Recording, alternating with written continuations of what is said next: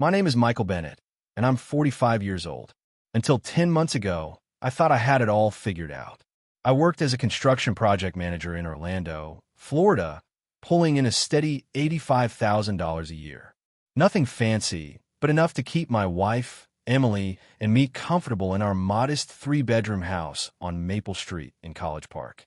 Emily and I have been married for 8 years. She was beautiful, ambitious, and came from money. The kind of old Florida money that builds gated communities and country clubs.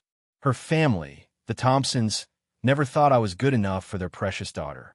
They made that crystal clear when they insisted I sign a prenuptial agreement before our wedding in December 2016. It's just to protect the family assets, Emily's father, William Thompson, had explained in his lawyer's office downtown. Nothing personal, Michael, just business. I signed it without much thought. Love makes you do stupid things, and I was head over heels for Emily. The prenup seemed straightforward. What was theirs stayed theirs, what was mine stayed mine, and anything we acquired together during marriage would be considered marital property. Simple enough. If you enjoy stories of cold-blooded revenge and gripping plot twists, like this video and subscribe to the channel now.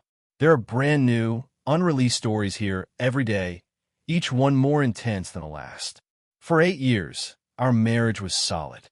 We weren't rich, but we were happy. Emily worked part-time at an art gallery downtown, more for passion than necessity, earning about $26,000 a year. We talked about kids, maybe buying a bigger house someday, normal married couple stuff. Then, on a Tuesday morning in October 2024, everything changed. Emily had been playing the same lottery numbers for years, a combination of family birthdays and anniversaries. Someday, she'd always joke, these numbers are going to make us millionaires. That Tuesday, they did $12 million. After federal taxes, Florida doesn't tax lottery winnings. It came to about $8.1 million. I remember staring at the winning ticket in our kitchen that evening, barely believing it was real. Emily was screaming, jumping up and down, calling her parents on her cell phone. "We're rich, Michael," she shouted, throwing her arms around me. "We're actually rich." For about 10 minutes, I thought our dreams had come true. That same night, Emily's entire family showed up at our house. Her parents, her brother, Thomas, even her snobby Aunt Elizabeth, who usually pretended I didn't exist. They were celebrating, popping champagne, making plans. But something fell off. The way they looked at me had changed. It was subtle at first, sideways glances, conversations that stopped when I entered the room. Emily seemed different too, distant, cold. Over the next few days, it got worse. Emily started having long, private phone calls with her family. She'd leave the room when I approached, speaking in hushed tones. When I asked about our plans for the money, she became evasive. "We need to be smart about this, Michael," she'd say. "My father knows people, financial advisors. We need to protect our windfall." 3 weeks after winning, on November 2nd, Emily sat me down in our living room. Her parents were there, too, which should have been my first red flag. "Michael," Emily began, her voice unnaturally formal. "We need to talk about our situation." William Thompson cleared his throat. "Son, this lottery win changes things. Emily's windfall needs proper protection." "Our windfall," I corrected. "We're married. What's hers is mine, what's mine is hers." The room went silent. Emily's mother, Patricia, exchanged a look with her husband. Thomas smirked from his spot by the window. "Actually, Michael," William continued, "that's not exactly how this works. You see, lottery winnings are considered personal property in many cases, especially when..." "When what?" I asked. Emily finally spoke up. "Michael, I think we should separate for a while. This money, it's mine. I want it." I picked the numbers. I felt like I'd been punched in the gut. "What are you saying, Emily?" "I'm saying I want a divorce," she replied, not meeting my eyes. "And I want you to move out today." William Thompson leaned forward. "The prenup you signed protects both parties, Michael. Emily's lottery win is her separate property. You're not entitled to any of it." I sat there stunned. 8 years of marriage, and they were throwing me away like garbage the moment real money entered the picture. "I see," I said quietly. "So this was all planned." "Nothing was planned," Emily snapped. "But now that we have this opportunity, I'm not going to let anyone take advantage of me." Take advantage. That's what she called our marriage. Fine, I said, standing up. I'll pack my things. Emily looked relieved. Her family seemed pleased with how easily I was capitulating. They had no idea what they'd just done. I moved into an extended stay America on International Drive that night, paying $115 per night. But instead of wallowing in self-pity, I did something they probably didn't expect. I called a lawyer, not just any lawyer, but David Harper, one of the best divorce attorneys in Central Florida. I'd heard about him from guys at work who'd gone through messy splits. His consultation fee was $600, but it was money well spent. Mr. Bennett, Harper said during our meeting the next morning in his office on Orange Avenue, "Tell me about this prenuptial agreement." I handed him the copy I'd kept in my home filing cabinet. Harper read through it carefully, his expression growing more interested with each page. "This is fascinating," he said finally. "Your in-law's attorney was quite thorough. Almost too thorough." "What do you mean?" Harper pointed to a specific clause on page 3. "Right here, Section 4.2 states that any assets, prizes, or winnings acquired during the marriage shall be considered marital property, subject to equitable distribution upon divorce." But they said lottery winnings are personal property. In Florida, lottery tickets purchased with marital funds during marriage are indeed marital property. And even if Emily used her own money, this prenup specifically overrides that protection. Harper smiled. "Mr. Bennett, your in-laws just handed you the keys to the kingdom." I felt a cold satisfaction settling in my chest. "So, I'm entitled to half. According to this document they made you sign, potentially yes. But we'll need to be strategic. They're going to fight this hard, and they have resources. My retainer is $18,000. I used my credit card and borrowed against my 401k to pay it. Best investment I ever made." Over the next 2 weeks, Emily and her family made their intentions clear. They hired the most expensive divorce lawyer in Orlando, a shark named Richard Sullivan, who specialized in protecting wealthy clients' assets. His hourly rate was $950. Sullivan sent me threatening letters demanding I vacate any claim to the lottery winnings. He argued that since Emily picked the numbers and bought the ticket, it was her separate property, regardless of the prenup. They underestimated me completely. They saw a working-class guy who'd roll over and accept whatever scraps they threw him. They were wrong. Harper and I worked methodically through November and December. We documented everything. When the ticket was purchased, what account the money came from, even the fact that Emily had been using our joint Wells Fargo checking account to buy lottery tickets for years. But the real breakthrough came when Harper discovered something beautiful in Florida state law. "Michael," he said during one of our strategy sessions in late December, "Florida Statute 61.075 is very clear about lottery winnings acquired during marriage. Unless there's a specific agreement stating otherwise, they're marital assets." "But didn't the prenup exclude them?" Harper grinned. "That's the beautiful irony. The prenup your in-laws forced you to sign actually strengthens your claim. They specifically included language about any prizes or winnings being marital property. They were so worried about protecting their existing wealth, they accidentally gave away rights to future windfalls." Meanwhile, Emily was living it up. She bought a new BMW X5 for $87,000 in November, designer clothes, and put a deposit on a waterfront condo in Winter Park for $750,000. Her social media was full of photos from expensive restaurants like the Ravenous Pig and luxury shopping trips to the mall at Millennia. She was spending our money like it was going out of style, and social media was documenting everything. The divorce proceedings began in earnest in January 2025. Sullivan, Emily's attorney, came out swinging.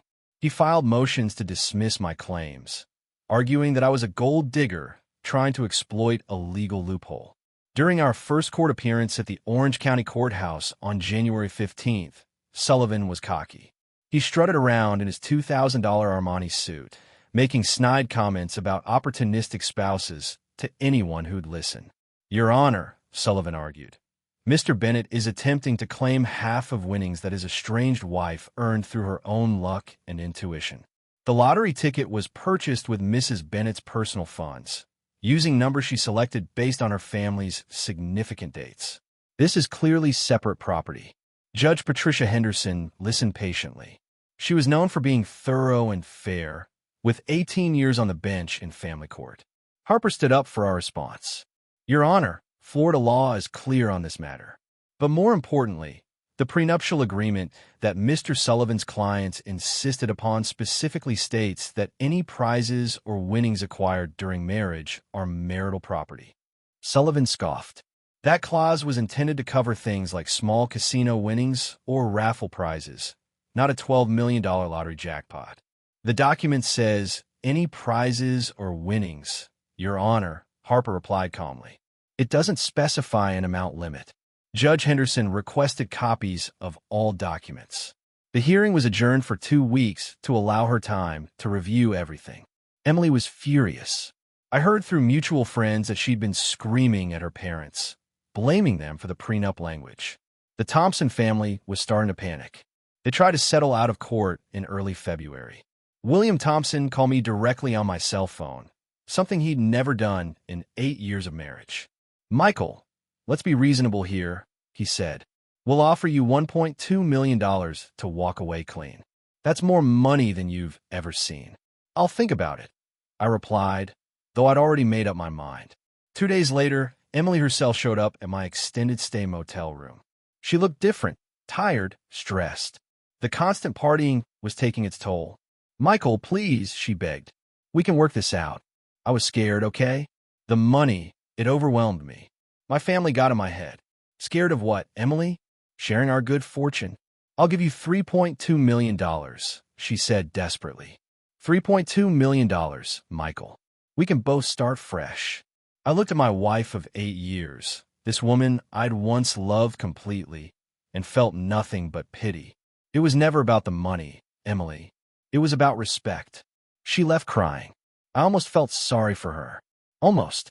The discovery phase in February and March revealed just how badly they'd miscalculated. Harper subpoenaed all of Emily's financial records, showing she'd been using our joint account to buy lottery tickets for years. We had documentation going back to 2019, proving it was a pattern of marital spending. More damaging was what Sullivan had advised Emily to do with the money. Instead of keeping it separate, she'd been spending it freely, mixing it with other marital funds. In legal terms, she'd commingled the asset, which further strengthened our claim. But the real nail in the coffin came when Harper discovered Sullivan had made a critical error. In his haste to file preliminary motions in November, he'd actually acknowledged in court documents that the lottery ticket was purchased during the marriage with marital funds. He just destroyed his own case, Harper told me, barely containing his glee. Sullivan, so used to bullying people into settlements, he got sloppy. The final hearing was scheduled for April 18, 2025. As the date approached, the Thompson family's desperation became obvious. They hired a private investigator to dig up dirt on me. They found nothing. I'd lived a clean life. They tried to claim I'd been emotionally abusive, hoping to reduce my settlement. Emily gave a deposition claiming I'd been controlling and manipulative. The problem was they had no evidence, no police reports, no medical records, no witnesses. It was pure fabrication. Harper demolished their claims with phone records showing Emily had been the one making all the major financial decisions during our marriage. Bank statements proved I'd never controlled her access to money. Her own social media posts showed her living freely and happily throughout our marriage. 3 days before the hearing, Sullivan made one final settlement offer, $4.5 million. It's a good offer, Michael, Harper advised. Taking this to trial is always a risk, even with our strong case. I shook my head. This isn't about maximizing money, David. It's about justice. The night before court, I couldn't sleep in my motel room. I kept thinking about how this all started with a prenup designed to keep me from their precious family money. The irony was beautiful. Their own greed and paranoia had become the weapon that would defeat them. The Thompsons had spent their whole lives looking down on people like me, working-class folks who earned their money through sweat and honest labor. They thought money made them better, smarter, more deserving. The next day, they'd learn otherwise. April 18th arrived, gray and humid, typical Florida spring weather. I wore my best suit, a navy blue Joseph Bank, one I bought for our wedding 8 years earlier. The irony wasn't lost on me. The Orange County courthouse was packed. Word had gotten out about the case, and local news crews from WESH 2 and Fox 35 were stationed outside. Construction worker fights for lottery millions had become a human interest story. Emily sat with her family on one side of the courtroom, looking pale and nervous. Sullivan whispered urgently in her ear, probably preparing her for what was coming. Judge Henderson took her seat at exactly 9 a.m. We're here for the matter of Bennett versus Bennett, case number 2025-28470. Mr. Sullivan, you may present your opening argument. Sullivan stood confidently, but I noticed his hands shaking slightly. Your Honor, this case is about a vindictive husband attempting to steal money he had no part in earning. Mrs. Bennett selected those lottery numbers, purchased that ticket, and won that prize through her own actions. Harper remained seated, taking notes on his yellow legal pad. He looked completely relaxed. Sullivan continued for 20 minutes, arguing that lottery winnings were personal property, that the prenup didn't apply to unforeseeable windfalls, and that I was essentially a gold digger. When he finished, Judge Henderson turned to Harper. Mr. Harper, your opening statement. Harper stood slowly. Your Honor, this case is remarkably simple. We have a prenuptial agreement signed by both parties in December 2016 that explicitly states any prizes or winnings acquired during marriage are marital property. We have Florida state law that supports this position, and we have documentation proving the lottery ticket was purchased with marital funds during the marriage. He paused, looking directly at Sullivan. The defendants are asking this court to ignore their own contract because they don't like the outcome. The evidence phase was devastating for Emily's side. Harper presented bank records showing years of lottery ticket purchases from our joint Wells Fargo account.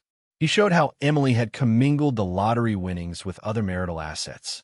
He even had the receipt from the Wawa gas station on Colonial Drive, where she bought the winning ticket on October 8, 2024, paid for with our joint debit card at 3:47 p.m. Sullivan's cross-examination was weak. He tried to argue that Emily had intended to keep the winnings separate, but intention doesn't matter when you've already mixed the money. Then came the moment I'd been waiting for. Harper called Sullivan's legal strategy into question by reading directly from his own court filings. Mr. Sullivan, in your preliminary motion dated November 18, 2024, you stated, and I quote, the lottery ticket in question was purchased during the marriage with funds from the marital estate. Do you remember writing that? Sullivan's face went white. That was a misstatement. A misstatement that you signed and filed with this court under penalty of perjury? Ah, yes. Judge Henderson leaned forward. Mr. Sullivan, are you telling this court you filed false documents? No, Your Honor, I misspoke in the document. I meant to say, Harper interrupted. Your Honor, Mr. Sullivan's own filings support our position. He's acknowledged that marital funds were used to purchase the winning ticket. The Thompson family looked sick. William was sweating through his expensive Brooks Brothers shirt. Patricia kept shaking her head in disbelief. Emily took the stand to testify on her own behalf. Sullivan had coached her, but she was clearly rattled. Mrs. Bennett, Harper began his cross-examination. You've testified that you always intended to keep any lottery winnings as separate property. Is that correct? Yes. Then why did you deposit the entire $7.2 million into your personal checking account at Bank of America, which you've been using to pay marital expenses?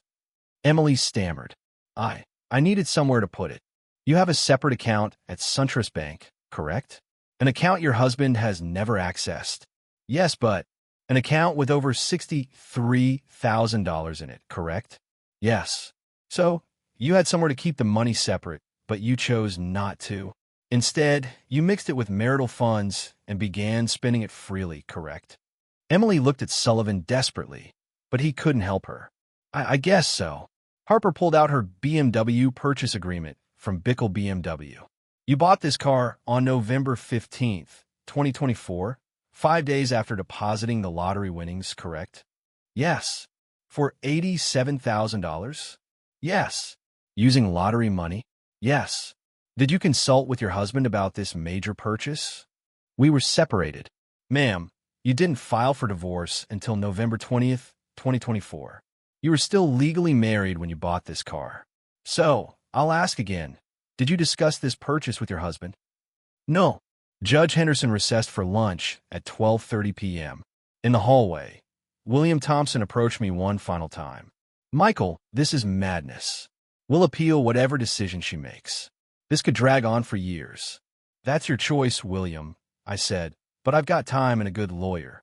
The afternoon session was brief. Judge Henderson had made her decision. I've reviewed all evidence and applicable law. She began at 2:15 p.m. The prenuptial agreement signed in December 2016 is clear and unambiguous. Section 4.2 explicitly states that any prizes or winnings acquired during marriage are marital property. Florida Statute 61.075 supports this interpretation. Furthermore, the defendant's actions in commingling the lottery winnings with marital assets demonstrate her own recognition that these funds were not separate property. Emily started crying. Her mother grabbed her hand. Therefore, I'm awarding Mr. Bennett 50% of the net lottery winnings, totaling $4.05 million.